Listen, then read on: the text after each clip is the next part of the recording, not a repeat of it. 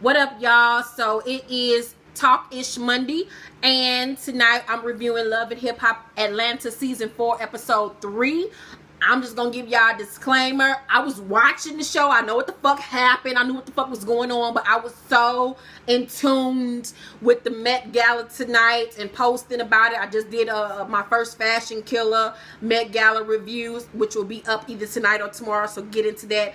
Also, make sure you get into last night's episode of the Circle Jerk. It was our first episode, and it was Be More Stand Up. It was so fun. If you couldn't participate, you can watch it.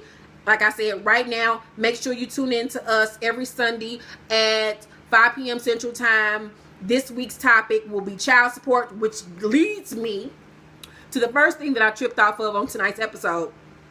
So Erica went to her lawyer basically saying to Scrappy that, basically talking about the fact that Scrappy is like $45,000 behind on his child support, and she want her money, honey. She wants some digits. And so the lawyer's basically like, you can either lock this nigga up, figure out like what the fuck needs to happen, and she just like, oh my God, I don't know if I want to, but okay, I'll do it. Like, girl, get your life. I don't know if this nigga's like, I think that he take her as his daughter, because you see him on Instagram with the baby or whatever, which that really don't mean shit. But I think that he like gives her money for the baby, for the little girl, and buy the little girl stuff. I think that he owes her back pay, and that's what she want. I don't know if this bitch on hard times or what, and she want that back pay money. I don't know, but regardless, that nigga needs to give her her fucking coins and keep it pushing.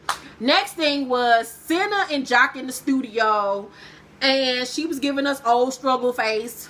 She reminds me of the Game's baby mama Tiffany. They got them old Benjamin Button faces. But anywho, and so she take him in the back, and she asks him like, what's going on between me and you? I need to know what's going on between me and you or whatever. And then they cut to Katie pulling up in the parking lot, and she basically on some shit where I've been calling this nigga for the last 3 hours.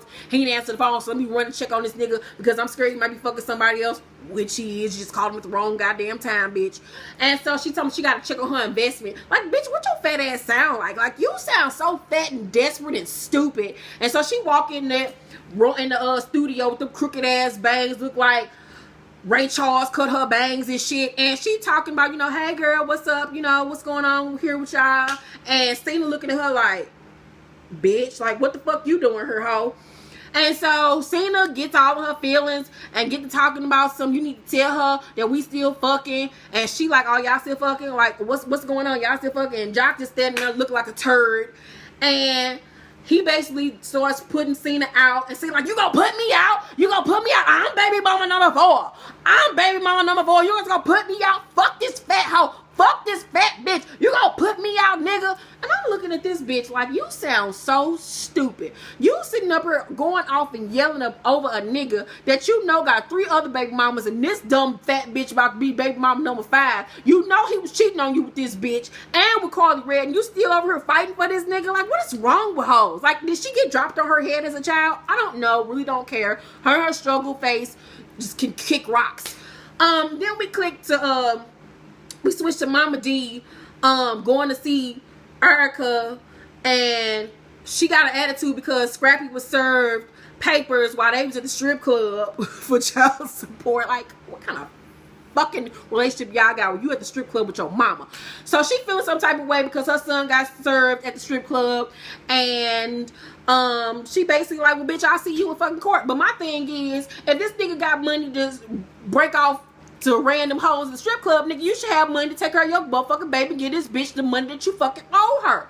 Like, what the fuck is wrong with you niggas? You too busy spending your money in strip clubs and flea markets and at chicken joints to fucking give your baby mama this fucking money for y'all daughter. Like, handle your business, little nigga. Handle your business. Then the camera switched to Jocelyn, and Jocelyn said, you know what, I'm gonna give these hoes this shirt instead of giving them these hands, instead of giving them hoes these paws, I'm gonna give these hoes body. This bitch gives us the titties first, implants on deck, sitting high in the sky. I can go twice as high. And then she goes to the studio and takes off the bottom and gives us basketball ass. And I'm just like, Jocelyn, it's not fair. Give me some of your ass. And this bitch is just built like Hulk Hogan, RuPaul, Buffy the Body. Shit. The Rock. Like, this bitch body is everything. And I just need to know her workout plan. Jocelyn, I live for you. Then we meet up with Cena and Katie meet up to discuss this trifling ass nigga. And all I could trip off of is that Jock love hoes with funny looking faces. So if you a bitch out there with a funny looking face, you kind of funny looking in the face, like you physically challenged in the face, you are the one for young Jock. Cause Cena got Benjamin Button old woman face, and then KD got cabbage fat patch cheeks bigger than cantaloupe face. I don't know. Them some funny looking assholes. And they get to meeting up, and Katie on some shit where I don't think y'all fucking, I think you lying. And then Cena like, I want my husband, I want my nigga back, I want us to be a family. And all I could think of is, you two dumb hoes. Like, just fucking become sister wives to get it over with. Like, y'all sharing dick as it is anyway. So like, what the fuck? Just start having threesomes in this bitch. What the fuck are y'all mad for? Just start fucking this dick, sucking this nigga at the same time and just get over it. Then Jessica Dimepiece and her penny candy wig show up on the screen. And I just didn't understand why she's there. Like, she brings nothing to this show at all. Like, she's just cheap and just trifling, and I'm not here for her. Then Mimi meets up with Deb, and all I could trip off was them two humps in the top of her weave. Like, what was going on? Like, who put in her weave and why? Like, because they seriously did not like you. Like, it looked like she got her weave done in the kitchen. And I do my own damn hair. And my hair look better than Mimi's. And I know she's spending bread on her hairstyle. So I need for her to step her hair game up, because that damn hairstyle was not that deal. And she sit up there talking to Deb about the book deal. And Deb looking at her like, bitch, you signed 25% of your royalties, your book rights, your contract over to this nigga. Then she telling her she got offered to meet up with Jocelyn, but she don't want to. Fuck that hoe. And the whole time Deb is sitting there like, I'm glad I'm getting paid for this dumb shit, because no way in hell will I associate or even give my time to a dumb bitch like this. Deb was looking at her like, this has got to be the dumbest bitch on the planet, Jesus. Like, what is wrong with this bitch? She damn near my age, and she is fucking stuck on stupid. And I don't blame you, Deb. Get them coins. But goddamn it, Deb, I know that bitch gave you a fucking headache. Then oh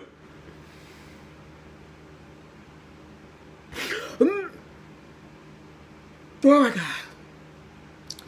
I think I'm gonna need like some Tums or something to get through this part. But Jock went over to Cena's house, and he thinking they just going to talk, and she sits on the couch, is like, wait a minute, I'll be right back. So she goes in the back and she puts on some lingerie. She got like Fredericks of Hollywood. And she come back with them pigeon toe with them heels. And he's sitting there like, and she like, hey, what you doing? And he like, what? What do you have on, bitch? And she like, I just got a little comfortable. Her and her struggle face. The bitch got a fantastic body, but that struggle face of hers, I just cannot. And he like, oh, so it's turn up time, I see. Like, it's TTG, train to go. It's time to get it cracking. And he dips her toe, her big toe, in some chocolate and licks it off.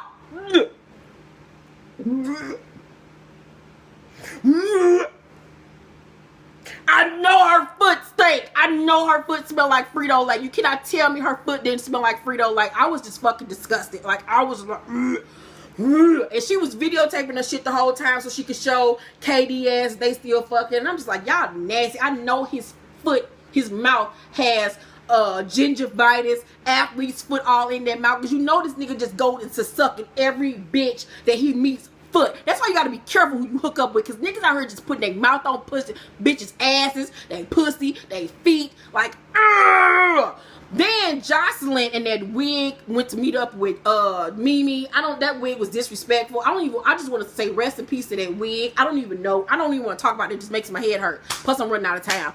But she was just made like, I call you Miley the maid because you are the maid. Everybody know you clean houses, and I died laughing at that shit. And Mimi was trying to talk shit or whatever. She was only talking shit and flipping at the mouth because she knew the security guards there. Jocelyn knows she can't whoop her ass again or she gonna get suspended again. So Mimi, bitch, bye, because you wouldn't be that damn about it if the security guards weren't around. Then we switched to Carly at the Mercy Boutique launch party in that cheap ass fucking store with them old whack ass dollar penny fucking racks and shit, that wood racks and shit on the wall, that cheap ass shit. And Rashida and Carly arrived, not Rashida and Carly. Rashida and Erica come to the event, and Erica got some right to feel some type of way because they were supposed to go into business together, and Carly didn't tell her. She had a right to be mad. Why Rashida mad? I don't know. Like, Rashida just trying to get in where the fuck she fit in. Her and Carly was cool. You just had the bitch over to your house looking for dirt on your nigga. Now all of a sudden you don't like her. Like, bruh, bitch, get your life. And they got to knocking over shit and acting like dumb birds. And the owner of the store, Naisha, was like, look, bitch, I might not got all my teeth, but please believe I'll lose the rest of these bitches and kick y'all asses for fucking up my shit. And I felt that, bitch. Don't be calling my shit fucking up stuff because you got an attitude with this bitch. And then Jessica Dime Piece jumps her ass up in it for I don't know what reason, I guess so she can have something to say, get some camera time. She was sitting up there looking like a walking STD, looking like gonorrhea. Like, I just didn't know. So that's my review of tonight's episode of Love and Hip Hop Atlanta. Be sure to watch the Circle Jerk this Sunday at 5 p.m. Central Time, and be looking for a Fashion Killer Met Gala review up tonight or either tomorrow. I love you all. Have a good night. Bye. Oh, and buy Paper Heart. Bye.